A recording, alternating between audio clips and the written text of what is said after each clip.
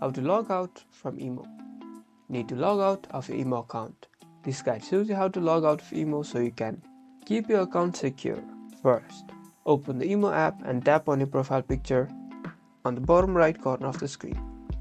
This will open a side menu where you'll find your profile and other settings. Scroll down on the menu and find Settings. In the Settings menu, tap on Account and Security. This section has all the options for your account, like changing your password, adding a new account, or more. Look for the Logout button and tap on it. A confirmation message will appear asking if you want to log out.